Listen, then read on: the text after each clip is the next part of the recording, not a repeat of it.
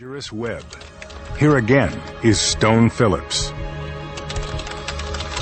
Returning to our story, you've seen how 18 men, after trolling through chat rooms looking for young teenagers, showed up for what they thought was going to be a date with a minor. They're about to find out their date is with Dateline. A reminder, some of what you're about to see and hear is graphic and explicit. Here again, Chris Hansen. Just come in and sit at the counter. In 2.5 days, most of these men likely broke state and federal laws by coming to this house to sexually violate a 12, 13, or 14-year-old. What's going on?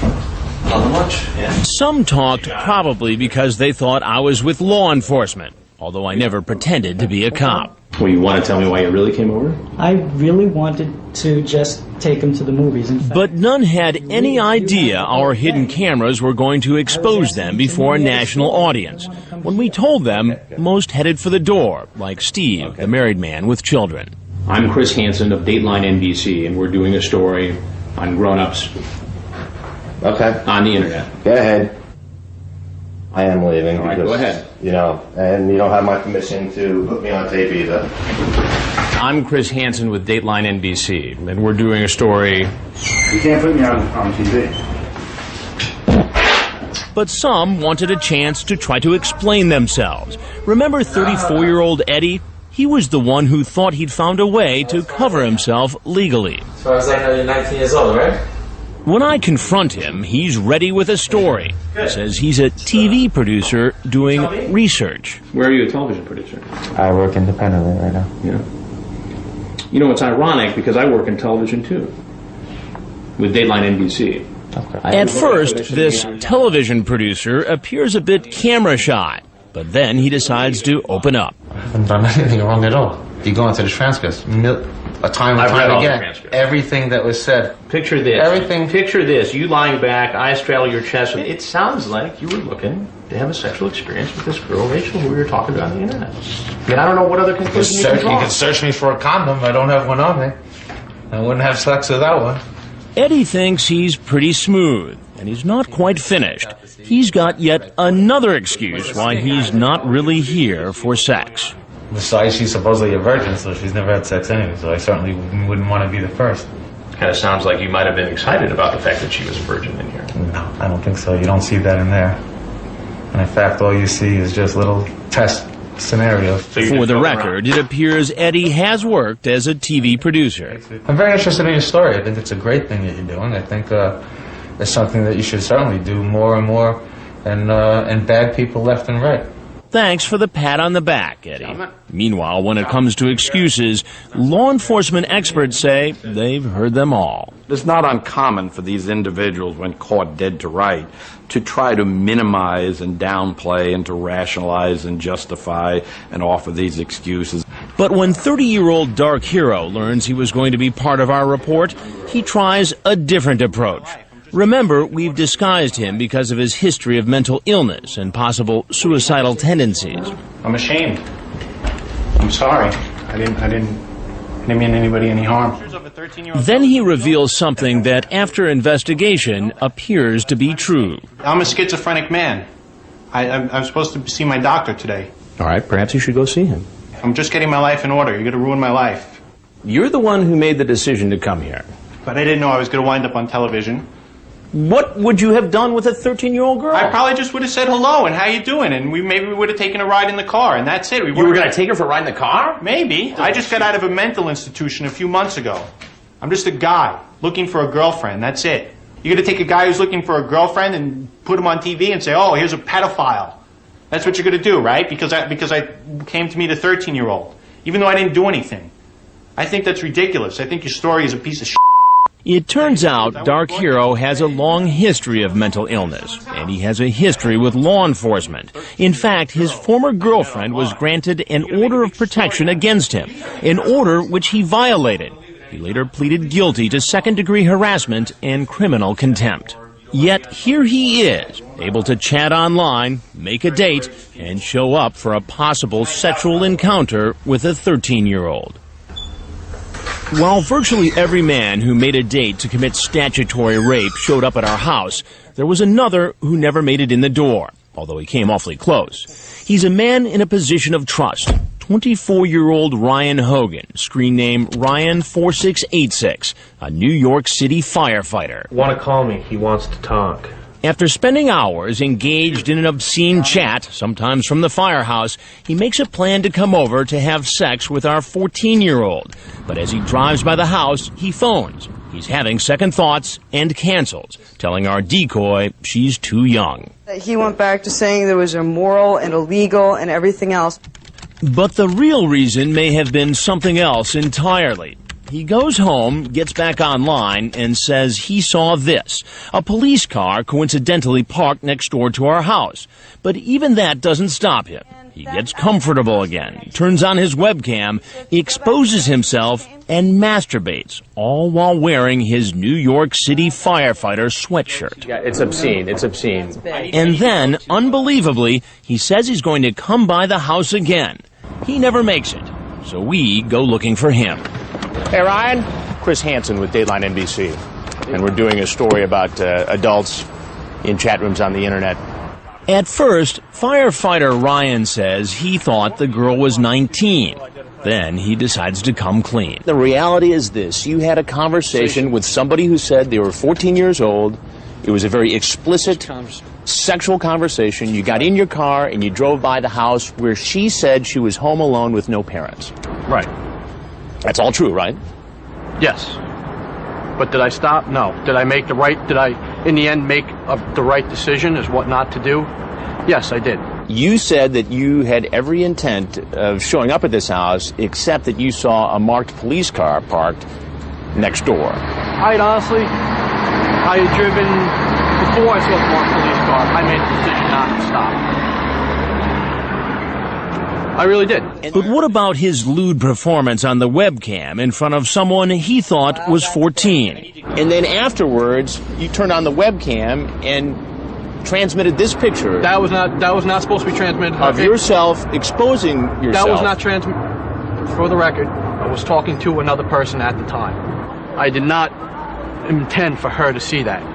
You didn't intend for her to see this? No, sir, I did not. Somebody else was viewing that at the time. But if you look at the firefighter's chat log, he asks our decoy first if she sees the picture, and then if she liked it. Is this appropriate behavior for a New York City firefighter? No, sir, it is not. For any adult to have this kind of conversation with somebody who says they're a 14-year-old girl home alone? No, sir, it is not. Then what are you doing, Ryan? I made a mistake at the time. I made the judgment call to correct that mistake. Is there anything else you want to say about this? Yeah, I think people got to use their heads. People should know better. I made a mistake. So what happens now to all these men who were so clearly caught in the act? To start, all of them were exposed by Perverted Justice, the online watchdog group. All the men's photos, phone numbers, and chat logs were posted on its website. The firefighter was arrested and charged with using the internet to attempt to solicit a minor for sex and attempting to transmit obscene matter to a person under the age of 16. Hogan has pled not guilty. This man, who told us he was schizophrenic, was admitted to a psychiatric hospital. So how would you react if 18 strangers showed up in your neighborhood in just 2 days? Probably a lot like these parents. Mr. Greensley, you're 19 years old, right? Almost too angry for words. You're 19 years old? I want you to say yes, I'm 19 years old. And how will children react when they see what happened? That was all, like, real? That all it's actually totally real. happened? I don't like it. Creepy. Pathetic. Freaky. Disgusting. Scary. Weird. Reality. When our Dateline hidden camera investigation Dangerous Web continues. Dangerous Web continues. We assembled a group of parents who live just a matter of miles from our hidden camera house. They all told me they were aware that computer predators are out there, but none was prepared to see what happened in their own backyard. Personally, I'm totally shocked that many people responded, which just shows me that it's not something rare. It's not the 1 in a million guy out there. They're all over. They're all over. And yet there is nothing to make them stand out in a crowd. Everyday members of the community. What frightens me more is that these guys are guys you might know in your life. That might be your neighbors, or you might socialize with these men and not know it. Do you think that anything like this could happen to any of your children? I do. Yeah. I do. They're out there. I do, because they're very inventive. So inventive that kids might not even sense there's danger. It's scary because I think sometimes kids think that, it's all a game and they're just, playing along, and then they don't realize how all of a sudden it becomes somebody at your back. I think it's very easy for children to give out information unwittingly. But if seeing what these men did wasn't frightening enough for these parents, hearing what these middle school kids tell me they experience online may be more shocking. Has anyone here had a stranger say anything you felt uncomfortable about, that was inappropriate? Has anyone ever tried to lure you into going to an inappropriate website? Yeah, they give you the link and say, come here to view my naked pictures. And like most kids, they don't always tell their parents. How many of you, after having been approached or having a scary experience in a chat room, have gone to their parents right away to tell them what happened? Nobody? Why not? Because we're scared of what they'll say. Like, if we'll get in trouble or yell at me or ground me from not going online ever again. There is a disconnect between parents and children here. There's a huge disconnect. Terry Schroeder, founder and CEO of iSafe, a nonprofit foundation that educates children across the country on internet safety, says parents and kids need to work as a team. I do not encourage any parent after hearing this interview to say, I'm getting that computer out of here, because you will severely handicap your child educationally, socially. Instead, Schroeder says parents need to educate themselves about online dangers and create open communication where a child feels safe talking about inappropriate situations online. Take the parenting skills that you use in real life and apply them in cyberspace. It's very simple. If something is going on, talk to your child about it. If your child comes to you, listen to them. Yes. In fact, Schroeder confirms what these kids told us. Most children are afraid to tell their parents about scary encounters online. If they go tell their parents may not believe them, and then now they're going to get in trouble. And 9 times out of 10, what we tell the kids and what we tell the parents, it's usually not the kid's fault. They're innocent in this. Kid is a victim of a crime. Correct. Basically. A sex crime committed by predators who know exactly which of the kids' buttons to push. It may be attention and affection. For another child, it may be gifts. For a lot of teenagers, it's romance. Just somebody who will give you this romance, pay attention to you, tell you how pretty you are, how nice you are, or whatever it is. There's one guy right there coming right to the door. These kids thought they were pretty hip to dangerous strangers online, but they weren't such know-it-alls. Once, with their parents' permission, I showed them the results of our investigation. So this is just a game, do you? Yes, it's a just game.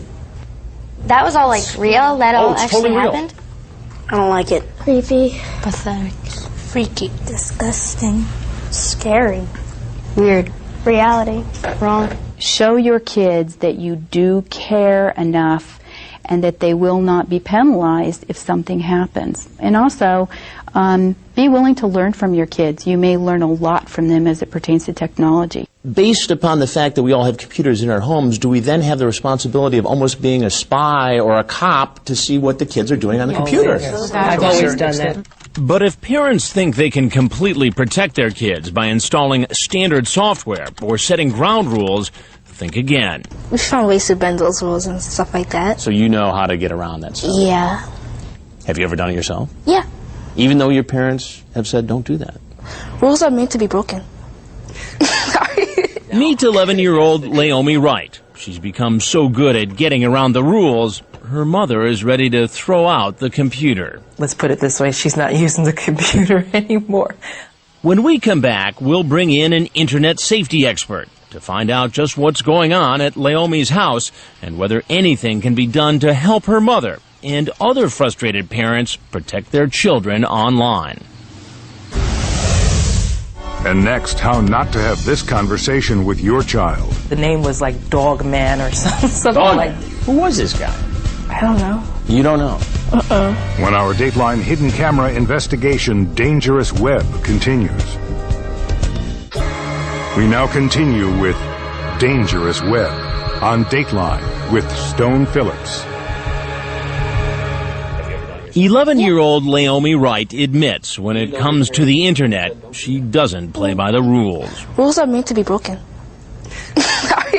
So you can imagine what her mother, Michelle, a producer here at NBC, is going through. In fact, recently, she found her daughter chatting online with a stranger at 12:30 in the morning. The name was like Dog Man or something. Dog Man. Who was this guy? I don't know. You don't know? Michelle has installed parental controls available through AOL and even downloaded software aimed at keeping the computer safe for Laomi. But still, her daughter has found a way around them. You thought you were being a responsible parent. Right. And doing just about everything you could to make sure your daughter was safe on the internet. Right. Plus, she gave me her word. She wouldn't talk to people that she didn't know, so. In spite of all that, your daughter was still talking to a stranger via instant messaging. Right. It's pretty scary, I can tell you that. To help solve Michelle's problem, we enlisted the help of Detective Mike Sullivan, author of Safety Monitor, How to Protect Your Kids Online. The first thing he noticed, Michelle had the computer in the basement, an out-of-the-way place where a child can operate unsupervised. Put it in a public room, right off the kitchen, dining room. Basically as you're going about your normal house chores, you're making dinner, you can look over and see the screen and check on what your child's doing. Next, Detective Sullivan suggested setting up layers of defense, starting with internet service providers like MSN, Earthlink, or AOL, which all provide some type of parental control. Michelle has AOL, and although she had set up the controls, she wasn't using them correctly. AOL has recently updated its protective controls, making it tougher for kids to outsmart. Everything is going to function through AOL, and then they're going to monitor what she's doing from there. Next, our expert downloads WatchRight software that will allow Michelle to read all of Laomi's instant messages and chat room conversations. So you can keep an eye on what she's doing. Even if she changes her password on you, this program's still going to read it and let you see what she's been doing online. If reading all her daughter's online messages seems too intrusive or time-consuming, the detective has another suggestion. Filtering software that stops Laomi from sending out personal information, like her home address or phone number. The software would also detect a predator trying to make contact with Laomi, and then automatically send Michelle an email to warn her. So if your daughter's at home and something goes wrong, the software, Cyber Sentinel, is going to send you a message at work saying, you might want to call home, and it will actually tell you who the user online was, what was the inappropriate statement. So if she said some naughty words, or someone said something of a predatory nature to her, you're actually going to see it in the mail. And our expert has one more suggestion for Michelle. Software that will record Laomi's every move on the computer without her daughter knowing it.